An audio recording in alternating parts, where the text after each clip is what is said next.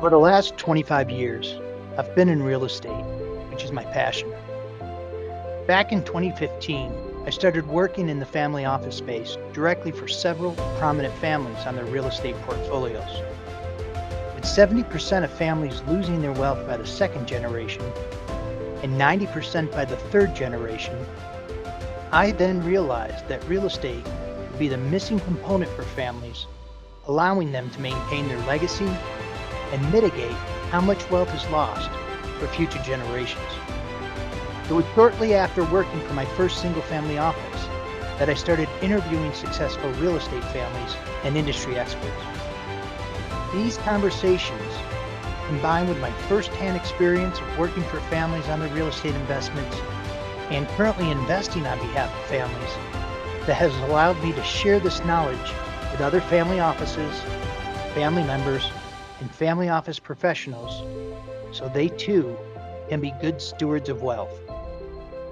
I'm DJ Van Keuren, and this is Family Office Real Estate Insights from the Family Office Real Estate Institute.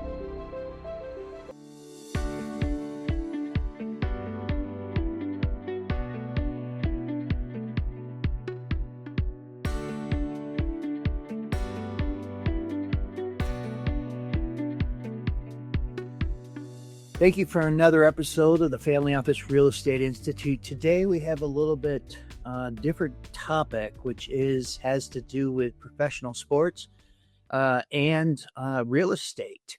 We know that a lot of teams have done some great things around the stadiums.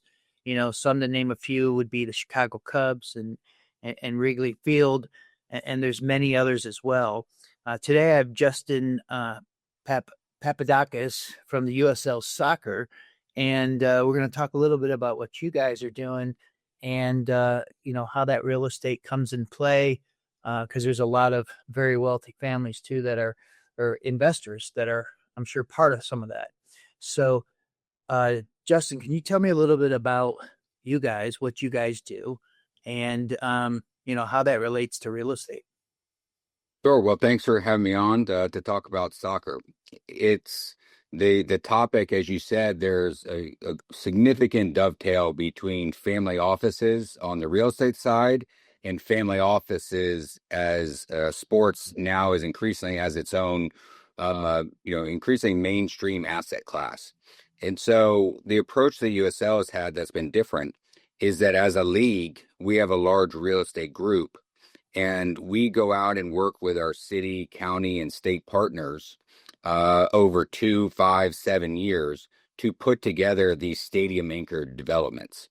And so the result of that is after years and almost a decade now of working on that, we have this very significant pipeline that will continue. Is why we're the largest stadium builder in terms of a league in the world. Is that we have this different approach, and from a real estate asset class, we're very bullish on these live entertainment districts as a class that's going to really outperform over the next 20 years. So you were mentioning before that like with some professional sports teams, it's really just their around their own stadium, etc. So is this more of a organizational effort to really create these areas? Yeah, it's a great question. So one of the differences with USL is we're doing a lot of expansion franchises because the sport is a lot younger than minor league baseball and other leagues. And so over the next 5 years, we're going to add another 40 to 50 new markets. And so the way that we thought that we could most effectively do that is, and your audience will surely know what I'm talking about. These projects are very hard and they're very time consuming. And so what we thought we could do is we'll spend 2 years, 4 years, 10 years going through the entitlement process, assembling the land, going through all the traffic studies. We'll do all of that part. And then we'll come out on the other side with entitled projects that have financing structures in place. And so then we go engage, your audience, that we can come to the table with amazing real estate that has an anchor, attached to it. That is typically, we get as sports, we're very fortunate to get a lot of the, incentive packages because cities really value bringing professional sports to their market. So then we can engage with your audience and say, we can deliver on a silver platter almost an entitled project. And so that's, I think, why we've had so much success and why we've had so much interest and investment from family offices like your audience is in the asset class, because we're mixing their traditional asset of real estate with professional sports. And so again, I think that's why we've had so much success, because we've taken out the real hard and time consuming part of the equation with the entitlement, land assembly, and financing. Okay, so let me get this right. So if I were to go and I wanted to buy one of the expansion teams, that comes with the real estate, or is the real estate separate from purchasing the teams? So every project's a little bit different, but ideally for us, it's great to have synergistic ownership between the team and the development. At the beginning, you mentioned the Wrigleyville project. Yeah. And so, like many other, which we can talk about, the Battery and several other that's happened across the country. The reason that districts are so important is that, for example, you might want to bring a concert, right? And the concert might just be a break even proposition on a four-wall basis within the stadium. But if that brings 10,000 people that are eating and shopping and staying in the hotels in the district, that will probably be a reason to do that concert, even though it's only break even at the at on the four wall basis. And so when you have common ownership among the stadium and the district, it makes the calculus very easy, which is very distinct from, and again, the Wrigleyville project had this, where if you have a totally bifurcated ownership group, it's hard, you kind of have the tragedy of the commons dynamic. And so that's where I think districts are becoming so much more successful, because you have an integrated marketing approach to bringing people to the district. Okay, so instead of, because the traditional structure, to me anyway, seems to be you have the team, and then you start looking around the area to say, what could we do to improve this, to enhance this? How could we, make it better? Where you're really going the opposite way.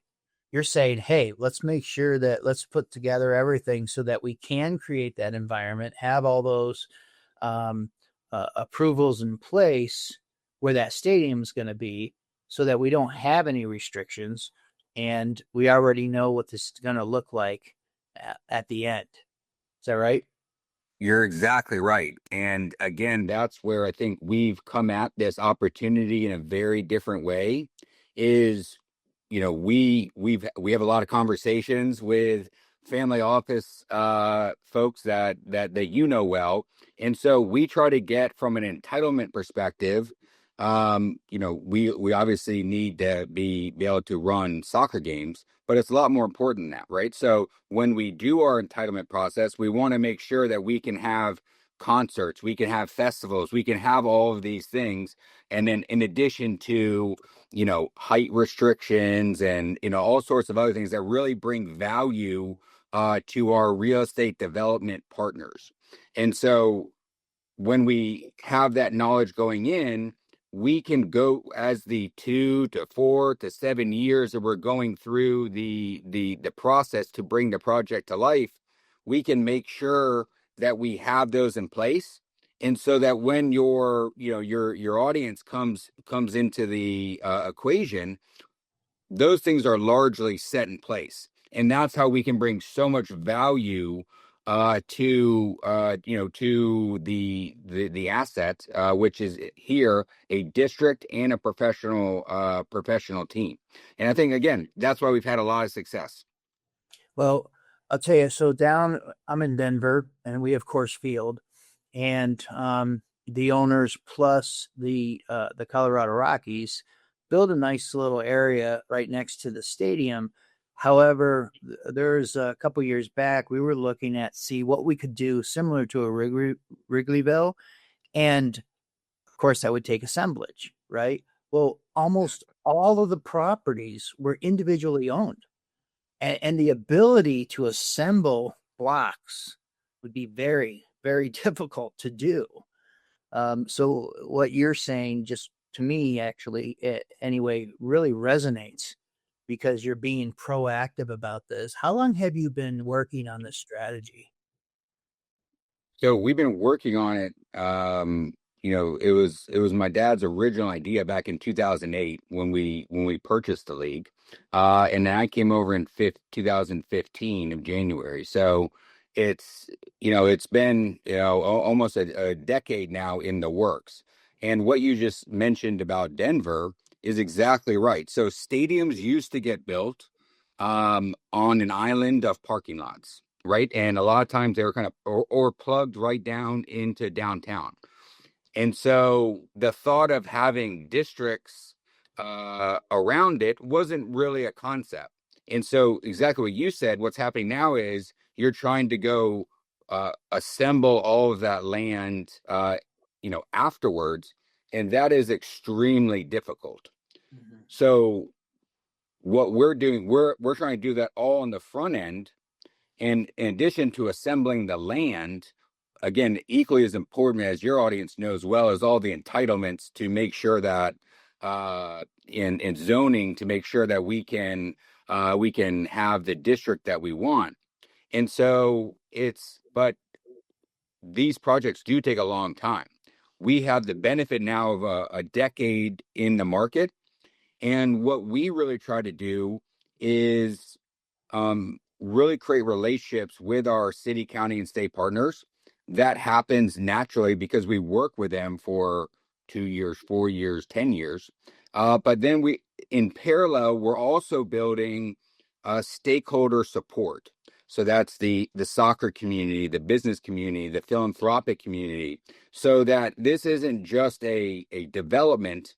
We also, in parallel, are building community support. We call our stadiums not stadiums, we call them our community living rooms. And because it's really the one place that we can bring everyone together. And again, soccer is our main business, but we really think about having these stadiums be multi-purpose. And so whether it's graduations or high school football state championships or concerts or festivals, we really want this stadium to be activated as many days of the year as possible, because that's good for the stadium, it's good for business, but it's also great for the district, because then you have the foot traffic, which is great for the city and our city partners, because that's generating lots of sales tax and other taxable income, which is makes for a win-win situation for our city partners and for our investors. Have you guys done any work in any opportunity zones? We have so we have several projects. We just opened one up in Rhode Island this year.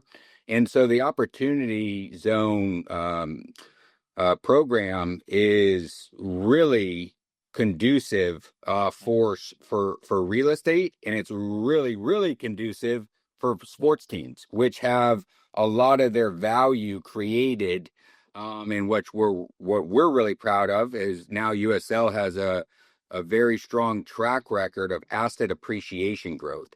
And so that's where a lot of our owners are real estate investors, because this combines, what they're very good at is developing real estate, developing places that people want to be. with having that anchor that's just supporting the project. The Opportunity Zone program, which is great, that just got extended, is just really turbo boosts this effort, and again is just so conducive to sports.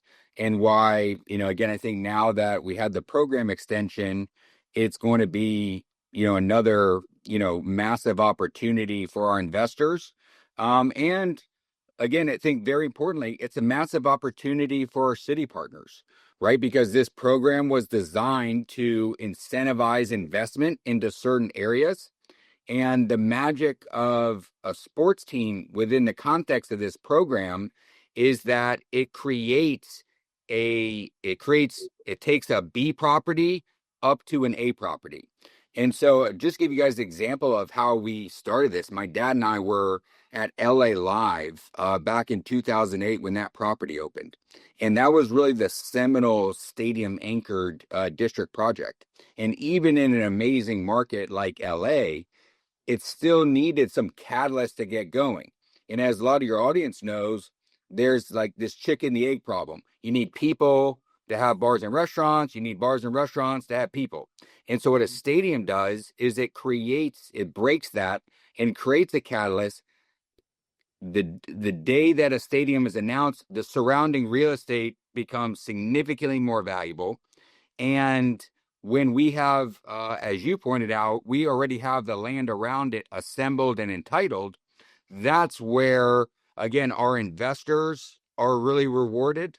And again, our city partners, and why they're so excited about this opportunity is that your investors can invest their money anywhere.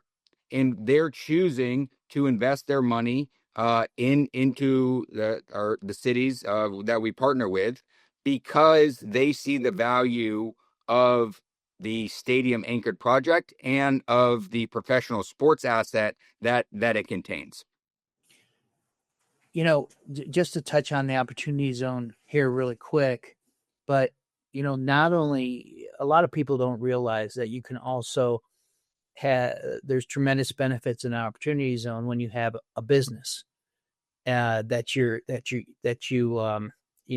establish or running, and this combines real estate in the OZ area. Plus, I would imagine that the ownership team would have their business of the soccer league or soccer team in that OZ. So that's sort of like a double benefit there, especially if they're holding on to it for a while and they're going to sell it, right? That is, one of the things that this brings to me too is sort of like when there's a golf course that's put in to a housing development, right? It's an extra amenity type of a thing. This isn't so much of an amenity as it is. I mean, it's all together. So tell me a little bit about what type of, I know you have a couple different leagues, right? So what type of, is this for the main professional soccer, or what is this? Or the minor leagues per se? It's a great question, and I'll agree with you 100% on the analogy with a golf course. I think that's a very applicable analogy to put in. In regard to your question about the leagues, so our strategy when we bought the USL back in 2008, which it had a league, but it was very small back then. Teams, just for context, teams were about $50,000. And now teams are selling for over $120 million. Okay, so the league was very small back then. The strategy we had was to break out of the major minor league construct that existed in American sports. So you have Major League Baseball and minor league baseball, right? Yep. For your audience that is unfamiliar with the soccer landscape, the Premier League in England is viewed generally as the top league in the world, just because it's the richest league. But you also have the German league, the Spanish league, the Italian league, and 37 other Division One, leagues, because you have countries in Europe that also have leagues. Those leagues aren't viewed as minor leagues to the Premier League; they're just other leagues. the best analogy. Similar to Wrexham. I think Wrexham is a great example of showing how there's different levels and different leagues, right? Exactly, and that's within the same country. And so I'll get to the promotion relegation side in a second, which is critically important. So we said, well, what if we frame it as like the SEC and the Big Ten, right? Like, so those aren't, one's not above the other, they just are kind of coexist. And so that was the strategy. Just to show you where we are in that journey, last year our championship game in Colorado Springs, close to where you are, a smaller media market, uh, we were at CBS. We were on CBS at 12 o'clock. The MLS, the major league, traditionally, was on Fox at 4 o'clock, and they had New York versus LA, the two largest media markets, and we outrated their final, right? So that minor league baseball isn't on network television, but if they were, certainly, they would. No one would really think that they could ever even come close to outrating the World Series, right? So just some points of context. So what we want to do is, and so that's where we are today. Where we're going tomorrow is exactly what you said about Wrexham. So we're going to be implementing promotion relegation, and so American fans have really seen the power of that through Wrexham, right? Where if you win, you go up. And why we think this is critically important from a fan perspective is that, and this ties back to our real estate discussion, we want to bring people to the district as much as possible, right? And so in the American sports construct, halfway through the season, for example, you have the top half of the table that is in playoff contention, right? So that's good. And then you have the bottom half that is not. And so maybe you hope kind of perversely that they lose because then you get a higher draft pick, but that's not a reason to come to the game, so to speak. And so with promotion relegation, the easiest way to understand it is you have a playoff at the top and a playoff at the bottom. And what that does is it creates a lot of interest and intrigue into the match. And I think the other great parallel, and Wrexham is a good analogy, is that like a lot of your, audience, might probably doesn't watch the University of Houston college basketball team on the regular. But in the case of March Madness, they do, because there's a lot of consequence to every game has consequence. And so that's what we're trying to, kind of inject into the construct of USL, is that every game has a consequence, whether it's to go up if you win or to go down if you lose. And so what's exciting for us, as I mentioned, is we've shown to date, and that's before a lot of our new teams come online, that we can be at parity with the MLS, the major league. And their media deal, just for context, is $200 million a year, right? And so if we are already at that point of parity, imagine what we can do if we can inject that consequence into the match. And because that's what sports ultimately about, right? It's about your community, something you care about, whether it's your university or your city. But then it's also the jeopardy that is inherent in sports. And I think we're going to be able to marry those two together. And the reason that this opportunity, I think, uniquely exists in soccer is that, unlike the NFL, NBA, NHL, where those leagues are the best in the world by, 1,000 miles, the MLS, isn't arguably in the top 10 leagues in the world. And so we think the American fan really wants to support their local team, the local USL team, for example. And then they might have a second favorite team, Manchester United, Barcelona, etc. And so that's what creates this awesome dynamic, which, again, just to bring it back to real estate, that enables us to drive fan interest into our districts which makes the apartments worth more, which makes more people stay at the hotels, which makes more people come to eat and drink at the restaurants, which enhances the value of all of that ancillary development, which also enhances the value of our USL club, which then creates a great investment for our investor partners.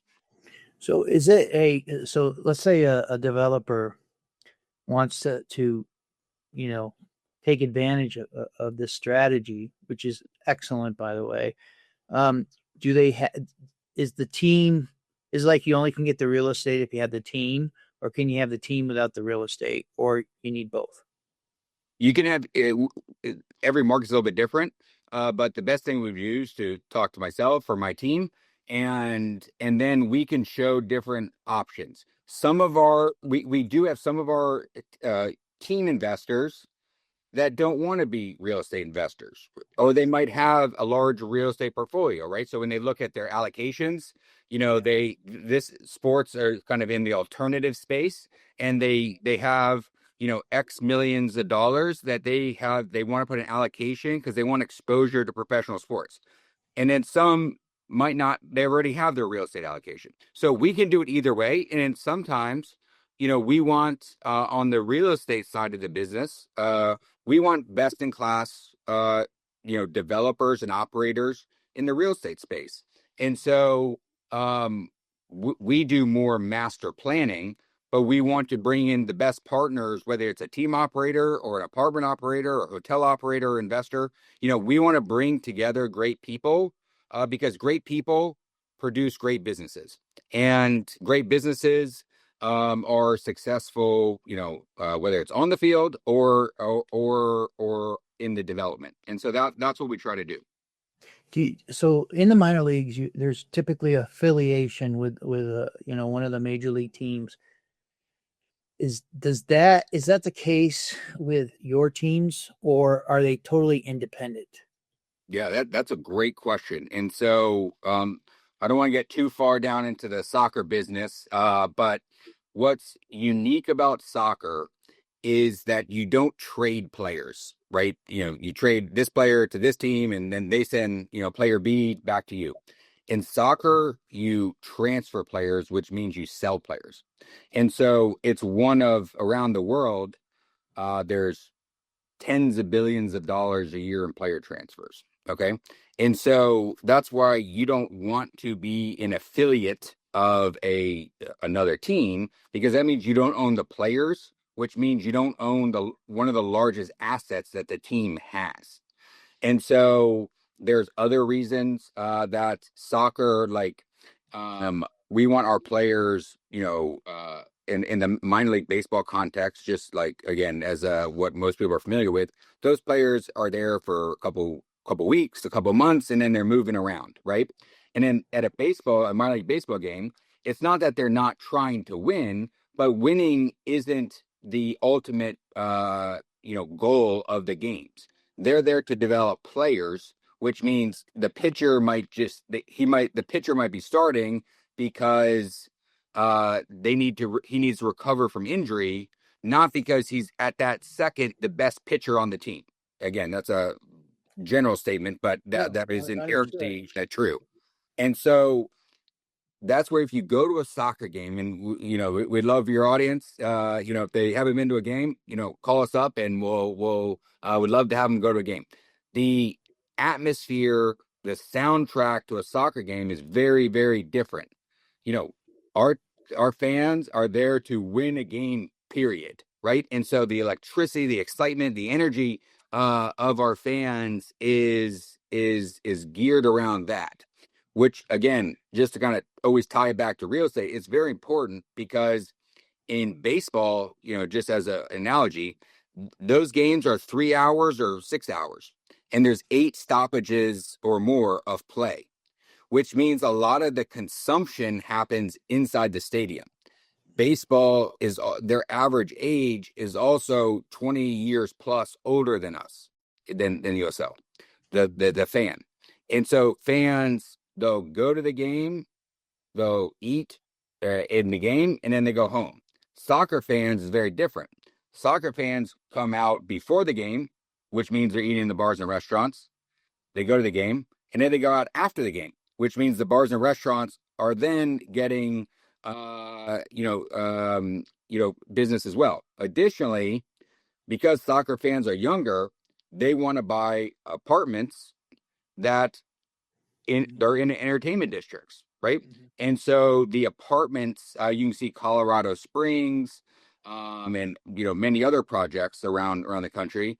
Those average rents are significantly higher than the market because there's lots of apartments available in every city, but there's only typically one project that has apartments overlooking a stadium, and that's in an entertainment, few that are in entertainment districts. And so you get a premium on your rents, you get a premium on your hotel. And so that's what makes the underlying real estate so much more valuable, because you have a differentiated product to the larger market. And the sport is just naturally conducive to supporting, which is important for the bars and restaurants. It's great that they come, but if they're not coming and spending money, within the bars and restaurants, it's not as valuable. And so that's why our bars and restaurants will pay a premium to be in our districts.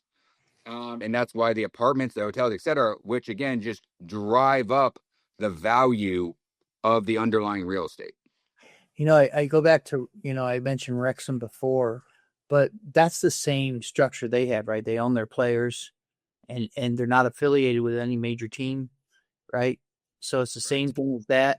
I'll tell you what else is that, if nobody's watched that program, I think it's pretty great. But what it also shows is how the community just really gets behind that team, right? And it creates an energy and atmosphere. And but I don't think they have necessarily the type of infrastructure you're talking about, in like where Wrexham is. I mean, I'm not sure, but it's its own little I don't know, organism, right?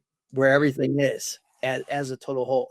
So do these players have opportunities to sort of move up into the higher rankings?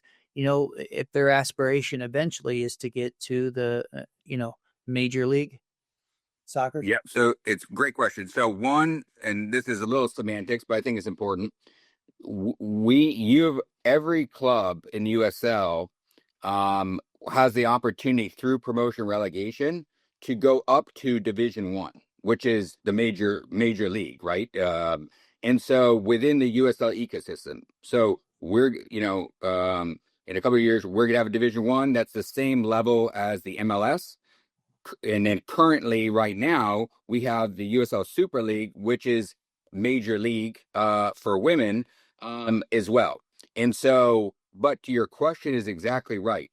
Players, naturally, they want to go to the league with the highest payrolls, right? And so The highest level of play. I mean, it's the highest level, yeah, which correlation, highest payrolls, highest level of play, Yeah. right? Good correlation there. In soccer, that isn't the MLS. In soccer, that's Europe, because Europe's salaries are, Okay. multiples of what they are in the USL, multiples of what they are in the MLS. And so that's critical, because we really position ourselves with players, parents, their agents, and with clubs in Europe that we want to be a selling league. And so as a young player in the United States, the best pathway for you to get to England or Germany or France is to go play in the USL, it's called in soccer parlance, first team minutes, professional minutes. And because you have to get a certain amount of minutes to be on the radar of teams in Europe, right? Because what you do in practice is kind of what you do in practice. They want to see you in a professional context. And so that's where, and again, just points of context, just for your audience. 3 years ago, the highest player sale, which is called a transfer, was like $10,000, right? Now we have multiple $1 million transfers, right? So the value of European, generally, this also applies to Mexico and other places, but largely players go to Europe. The the European teams are looking at the American player now in a very different way. I think anyone in the world would say that the American athletes are among the best in the world. The problem historically has been we haven't developed them right to be professional soccer players. Youth soccer, for your audience that have kids, historically, we've developed soccer players in the United States to go to college. And that's a very different development methodology than to be professionals. And so now, again, we're going to a little bit soccer world here, but now if you are a top level 14, 15, 16-year-old in a market of USL, you would be playing not against other 14, 15, or 16-year-olds, and then every couple of months go to a tournament and play against other 14-year-olds from around the United States. You'll be playing on the professional team in practice. And as you get a little bit older, 15, 16, maybe start getting first team minutes. And you can sign what's called an academy contract, which maintains your college eligibility, but you can play on a pro team. This is one of the soccer's biggest, I think, advantages we have. It's unlike, every other sport where if you're a great 15-year-old, you can't go play for the Braves, right? Like you would have to go to the minor leagues, which might also get you up there. But in all those other sports, the top level and sometimes the only level is the United States, essentially, right? And so there's this world market for players.